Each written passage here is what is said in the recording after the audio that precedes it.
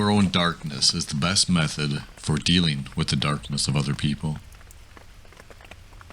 Even a happy life cannot be without a measure of darkness, and the word happy would lose its meaning if it were not balanced by sadness.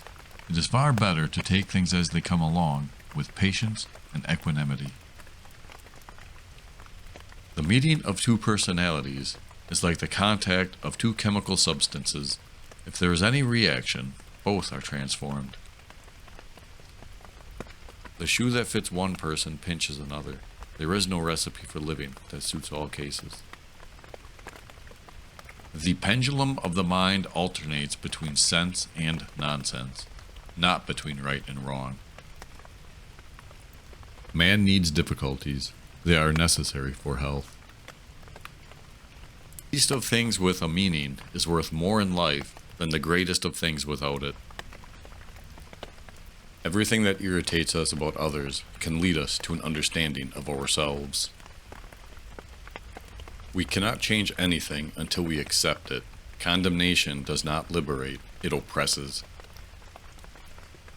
Where love rules, there is no will to power, and where power predominates, there love is lacking. The one is the shadow of the other.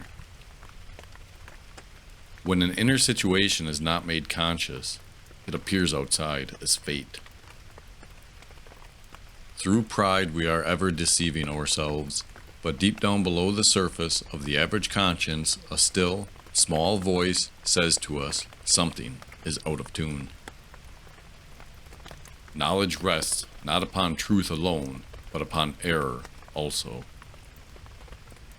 If one does not understand a person, one tends to regard him as a fool. A man who has not passed through the inferno of his passions has never overcome them.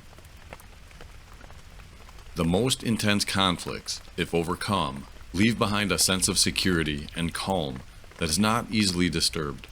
It is just these intense conflicts and their conflagration which are needed to produce valuable and lasting results. The man who promises everything is sure to fulfill nothing, and everyone who promises too much is in danger of using evil means in order to carry out his promises and is already on the road to perdition. For a young person, it is almost a sin, or at least a danger, to be too preoccupied with himself.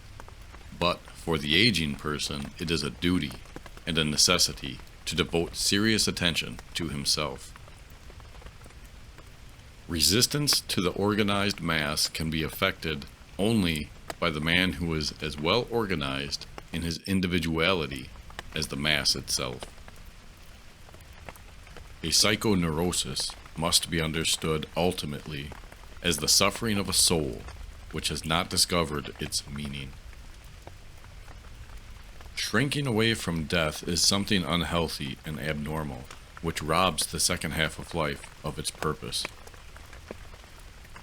We are in a far better position to observe instincts in animals or in primitives than in ourselves.